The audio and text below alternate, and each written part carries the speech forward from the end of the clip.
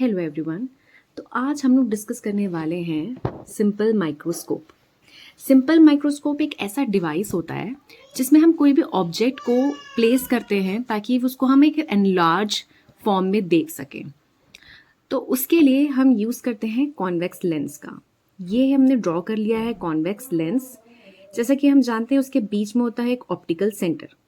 तो हम एक इसका बेसिक डायग्राम पहले डिस्कस करेंगे, ओके, कि सिंपल माइक्रोस्कोप। उसके बाद हम देखेंगे कि ये वर्क कैसा करता है और फिर हम इसका मैग्नीफिकेशन का फॉर्मूला डिराइव करने वाले हैं। तो सिंपल माइक्रोस्कोप में एक कॉन्वेक्स लेंस यूज़ होता है और इसमें कंसिडर किया जाता है कि जो ऑब्जेक्ट है वो फोकस और ऑप्टिकल सेंटर के बीच में प्लेस है। यहाँ पे हमने ए बी ये ऑब्जेक्ट कंसिडर किया है, उसको लेबलिंग की है हमने ए बी, ओके। तो इस ऑब्जेक्ट से एक रे है जो पास होके जाती है, यहाँ पर टकराती है और फोकल लेंथ से ये क्रॉस होती है। एक रे इससे जाती है, ये ऑप्टिकल सेंटर से पास होती है और ये हमारी आंखों से ये इस फॉर्म में दिखती है कि ये एक डाइवर्जिंग रेज है।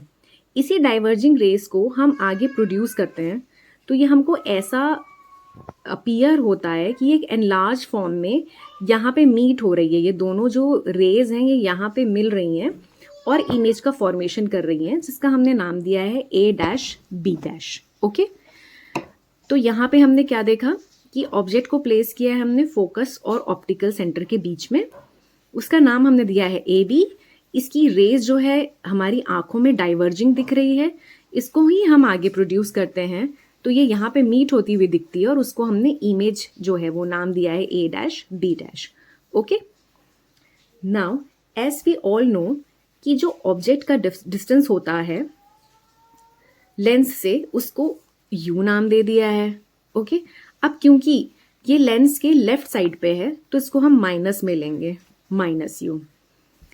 और जो इमेज का डिस्टेंस है वो लेंस से है D डिस्टेंस। अब ये भी क्योंकि लेफ्ट साइड है तो हम इसको भी लेंगे माइनस, ओके। ये हो गया एक बेसिक डायग्राम का पहले डिस्कशन। अब हम देखते हैं एंगुलर मैग्निफिकेशन। तो अब हम डिस्कस करेंगे एंगुलर मैग्निफिकेशन। तो एंगुलर मैग्निफिकेशन क्या होता है? M is equal to angle subtended by image on eye formed at near point. इसको हमने लिया है बीटा। इसका मतलब ये हुआ कि जो इमेज है, जो अभी हमारी इमेज बन रही है आंखों के सामने, उसका जो एंगल हमारे आंख से बनता है, विजुअल एंगल कहते हैं उसको, ये जो एंगल बन रहा है इमेज से, उसको हमने बीटा कंसिडर किया है। वैसे ही divided by angle subtended by object on eye placed at near point, उसको लिया है अल्फा। जो ऑब्जेक्ट बना रहा है एंगल हमारी आंखों पे, उसको हम ले रहे हैं अल्फा, और जो इमेज बना रही है एंगल हमारी आंखों पे, उसको हमने लिया है बीटा। अब हमको ये चीज़ पता है कि जो आंखों का least distance of distinct vision होता है वो 25 सेंटीमीटर होता है। मतलब कि एक नॉर्मल आंख जो है वो 25 सेंटीमीटर तक के नॉर्मली बिना स्पेक्ट्स या बिना अपने आंखों पे जोर डाले नॉर्मली देख सकती है, ओके। तो इससे हमको पता चल गया है कि मैग्निफिकेशन जो है वो बीटा अपॉन अल्फा है। अब इस पे हमने एक कंडीशन ली है कि ये मैग्निफिकेशन हम निकाल रहे हैं least distance of distinct vision पे। तो एक छोटे एंगल के लिए, जब ये एंगल आंखों पे एक छोटा एंगल ले रहे हैं हम, वो बन रहा है फॉर स्मॉल एंगल, तो बीटा जो है वो 10 बीटा के इक्वल हो जाएगा। 10 बीटा, अब ये 10 क्या होता है, हमने मैथ्स में पढ़ा हुआ है कि 10 जो होता है वो हाइट अपॉन बेस होता है, ओके। तो बीटा को हमने 10 बीटा और अल्फा को 10 अल्फा ले लिया है। अब ये है magnification is equal to 10 beta upon 10 alpha. तो हमने यहाँ पे अभी एंगुलर मैग्निफिकेशन देख लिया, लेंस का एक बेसिक डायग्राम देख लिया। अब हम फॉर्मूला डिराइव करने के लिए चलते हैं, ओके। तो अब हमने एंगुलर मैग्निफिकेशन देख लिया। अब हम वापस आ जाते हैं सिंपल माइक्रोस्कोप के डायग्राम पे, ठीक है। अब कन्फ्यूजन हमेशा यहाँ पे अराइज होता है कि ये क्या आ गया है, A double dash B dash, ये कहाँ से नया आ गया है? क्योंकि ये सिंपल, ये ऑब्जेक्ट है, ये इमेज बन गई है, ये आई पीस है, तो फिर ये कहाँ से आया है? ये एक्चुअली है कुछ नहीं, ये हमको अब निकालना है least distance of distinct vision पे। जब ऑब्जेक्ट रखा है तो वो क्या एंगल बना रहा है हमारी आँख पे। तो हमने ये जो ऑब्जेक्ट है ए बी, इसी को उठा के हमने यहाँ पे रख दिया है।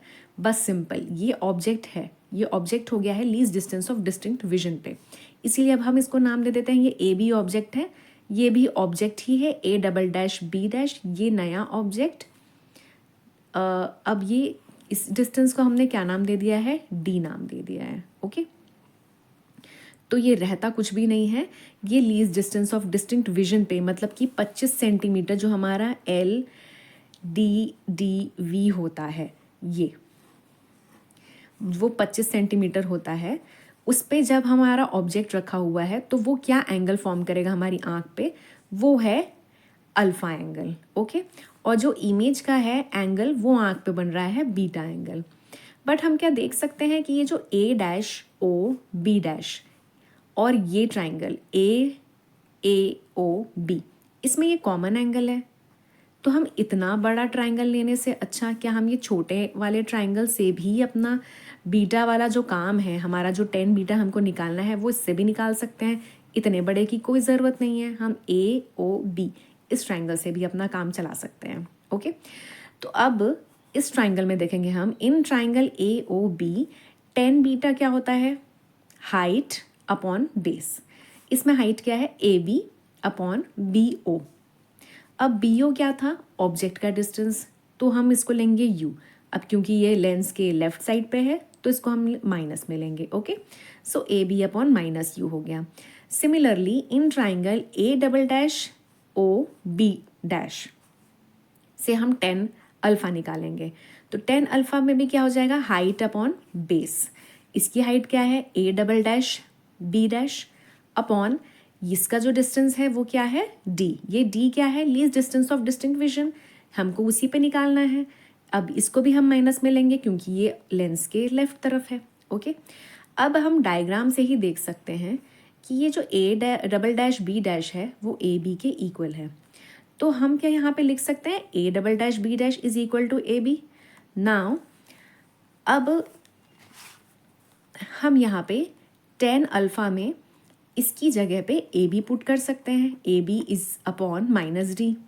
नाउ मैग्निफिकेशन क्या था, 10 बीटा अपॉन 10 अल्फ़ा, तो ये दोनों की वैल्यू हमने पुट कर दी। अब ये ए बी क्रॉस कट गया, माइनस का साइन ये भी कट गया, तो एम क्या आ गया, डी अपॉन यू। तो अब हमारा मैग्निफिकेशन क्या आ गया है, m is equal to D upon U. लेकिन हमको अब इसको सिंपल तो हम रख नहीं सकते हैं, तो अब हमको दो कंडीशंस लेनी है। पहली, जब इमेज जो है नियर पॉइंट पे रखी हुई है तो क्या हमारा मैग्निफिकेशन आएगा। एज वी ऑल नो कि जो लेंस फॉर्मूला क्या होता है, 1/f focal length is equal to 1/v minus 1/u।